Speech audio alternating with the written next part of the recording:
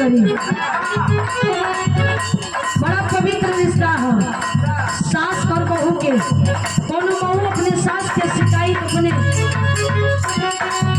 सैया से कहत बड़ी, कोनी भाव में कहत बड़ी कैसे भैया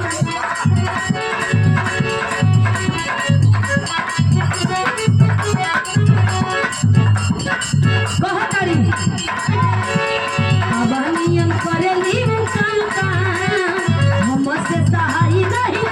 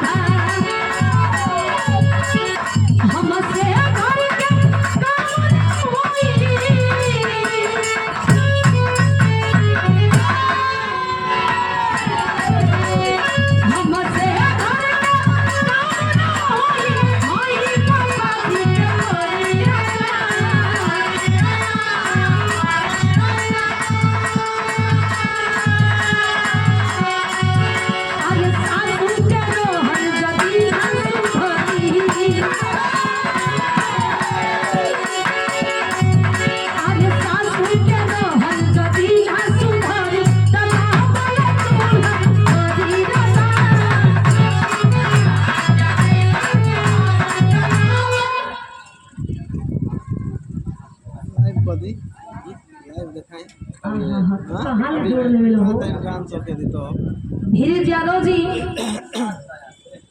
कोजागिर जी के खास दया। अच्छा तू कहीं ना कहीं जोड़ी ले तू महाराजा कहो ना तू कहीं अपन पूरी भेड़ा ले ला।